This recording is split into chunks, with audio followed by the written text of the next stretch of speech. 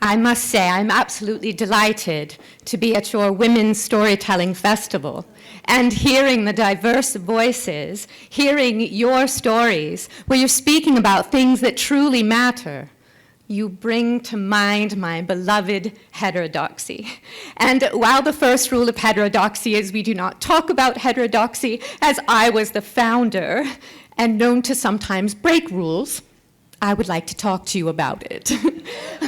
But I also do not make any assumption that you are familiar with me. Women are often, as we know, erased from history, our stories buried. So I thought I'd tell you a bit about myself first. My name is Marie Jenney Howe. I was born Marie Hoffendahl Jenney on December 26th, 1870, and I was very fortunate to be born into a family where we were encouraged, whether boy or girl, to pursue our passions.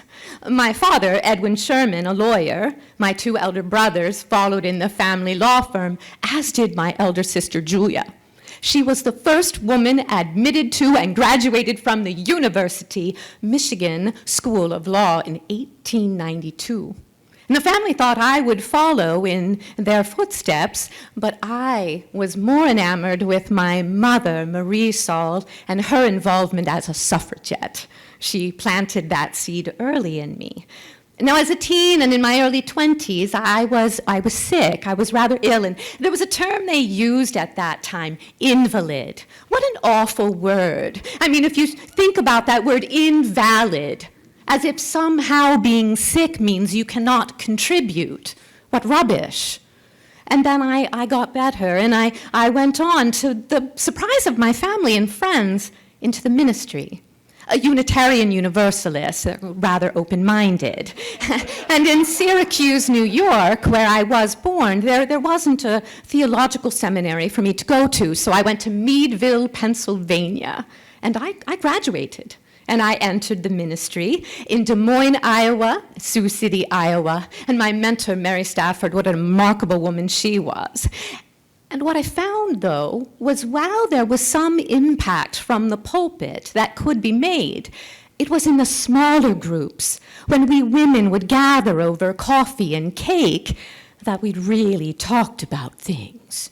Where we spoke about suffrage and workers' rights and women's rights, and well, I got to thinking, perhaps there's another way to get these messages out there. And I left the ministry. I also left the ministry because I got married, and that was very surprising to my family and friends as well. His name, Frederick Clemson Howe. And, well, he courted me 7 years, because honestly, when I first met him, I thought he was rather arrogant. But then after our correspondence, I learned how progressive his views were, and they matched my own, and I thought, I think I found a partner here. And what's more is he would invite me to the clubs where he would go to meetings. And I thought, he wants my opinion, more so publicly than privately, but that's another story for another time. At any rate, in 1910, we moved to New York City, Greenwich Village. Have you ever been? Oh, it's a magical place. And in 1910, it was a hotbed of bohemia. You might be familiar with the Cole Porter song, Anything Goes. It did. Yes. And in 1910, in Greenwich Village, it was a place where you could speak your mind. There was diversity of opinion, sexuality, gender expression, and I thought, I have found my home indeed. But what I also learned was there were still no places for women to meet and really share their ideas. Frederick would bring me along to the Liberal Club meeting, and I was grateful. And we women were permitted into the room, but that's all we were permitted. We were not allowed to share our opinions, our perspectives. And after a while, that began to really bother me. And you know how sometimes when you need something created, you must do it yourself, rather like this festival. Thank you, Jessica Robinson. Yes.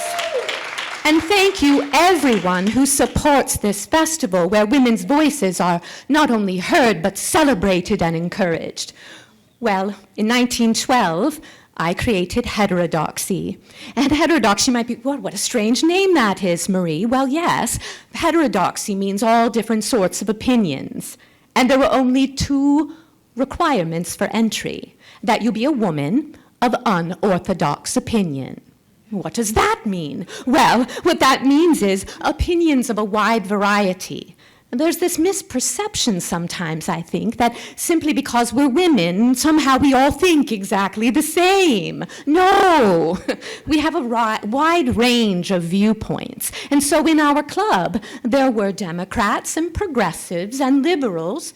There were also conservatives and Republicans. There were pacifists, there were socialists, communists, even a few anarchists.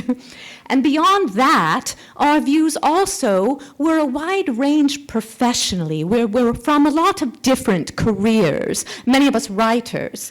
You might be familiar with Charlotte Perkins Gilman. I remember many people read about the yellow wallpaper in which she spoke about her journey through postpartum depression, which was very courageous. She wrote about that in the late 19th century. People did not talk about those things, but Charlotte did. But what drew me to Charlotte were her writings on economics, and how a woman should be financially independent, able to earn her own money, and what's more, able to keep that money and spend it as she sees fit. Oh, Charlotte and I were 2 peas in a pod. And in our group, there were also journalists and there were playwrights. Susan Glaspell, who founded the Provincetown Playhouse, which is still in operation today. And my understanding is that 2 of your storytellers, Laura Sims, I believe, and Regina Ress, continue to do productions there. Marvelous. And among us as well, there were doctors. Dr. Sarah Josephine Baker, she was the first woman in New York City elected to a public health official position. And that is no small feat. She made such remarkable strides in public health for us all. And then as well, there were lawyers like Crystal Eastman. She co-founded the American Civil Liberties Union, still in operation and very much needed from what I understand. Yes. And in our group as well, there was, beyond our professions, well, there were also social workers and educators among us, and actors. Inez Mulholland. Oh, I do remember. We liked to do spectacles to really get the messages out there. We were trying to change the view of what a suffragette looked like, because there was this thought that they were all middle-aged, stodgy women. Nothing wrong with middle-aged, stodgy women. I was 42 when I founded Heterodoxy. But we wanted to widen the perspective. And there was Inez riding on a white horse in nearly nothing but her long hair, looking very much like a modern Lady Godiva. And we got press coverage, which is exactly what we wanted. We got the message out there. Sometimes you have to do by any means necessary, you know. So in our group as well, not only were we diverse in our political and professional lives, but also in our pathways. We were gender inclusive in that gender expression inclusive. We were free in our gender expression and also in our sexuality, and there were not many places where that was the case. I believe that part of the reason our group worked together so well is it was very important to me that we saw each other as complete human beings, not just our politics, not just our profession, not just our passions, which also were a wide range, from workers' rights to women's rights to children's rights, reproductive health, access to birth control, prison reform, universal child care, issues that are still prevalent today. So passionate about those. And a bit upset, honestly, if I may tell you, that we're still fighting these fights. Goodness, the rollback that's happened. Oh, at any rate, I know.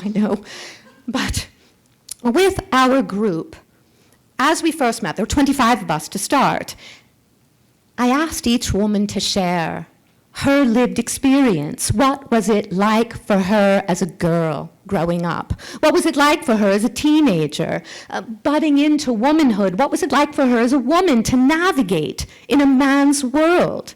And so we saw each other as people, as sisters. And though we disagreed often, and we had very hot debates among each other. I used my wooden gavel liberally, but we respected each other. We listened to each other. We supported each other, because the work we were doing, you cannot do that work without support, so you can sustain your energy to keep on going. Well, in 1914, as the start of the Great War, and there was a lot of talk about, do we enter the war, do we not enter the war? And in our group, there were those among us who were pacifist, and there were those among us who were pro-entering the war. And it was the first time we really had a fraction among us, a fracture that happened. And yet we still listened to each other and respected each other. And out of the 25 of us, 30 at that point, we only lost 2. And that was remarkable to me. We continued onward. We continued meeting all the way through the 1940s. But I want to take you for a moment to a picketing that was really important to me, and it was a pivotal moment. It was October 1917, and we were there in front of the White House, and we were picketing. We were pro-suffrage and anti-entering the war. Woodrow Wilson was not happy with us.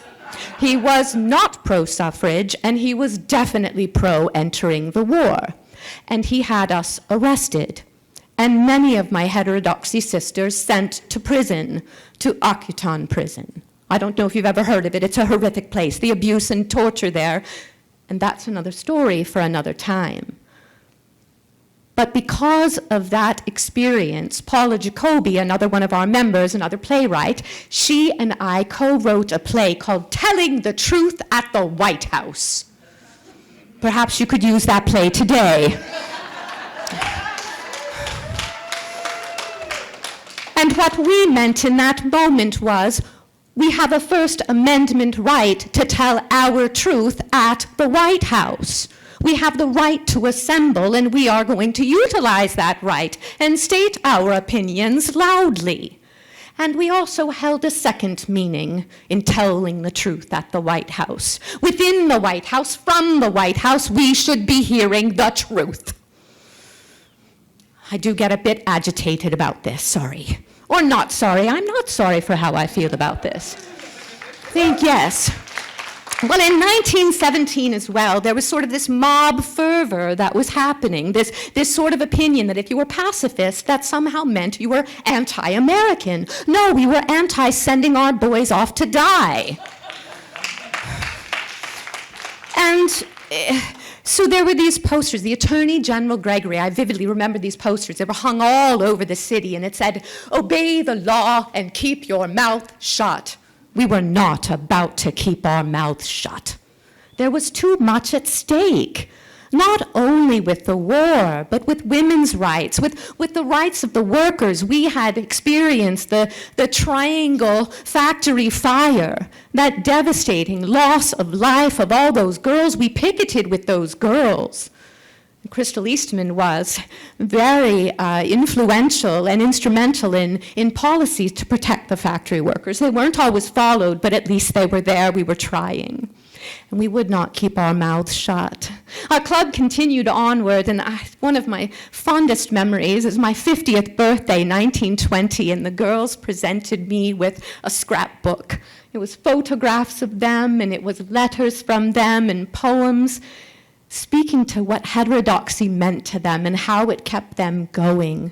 And through our lives together, we wrote letters back and forth, and no matter how many years had gone by, they would speak to how heterodoxy, that safe space, that place where they could show up as their full human selves, speak their opinions, be heard and supported, made the difference for them. And I encourage you to create spaces like this. I know Kristin Pedemonti is very fond of heterodoxy, and I keep nudging her and saying, if you wish to start it again, you've got my blessing, please. Resurrect it if you wish.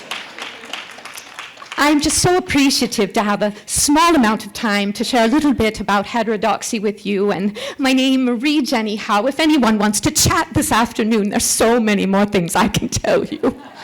Thank you very much. I appreciate your attention.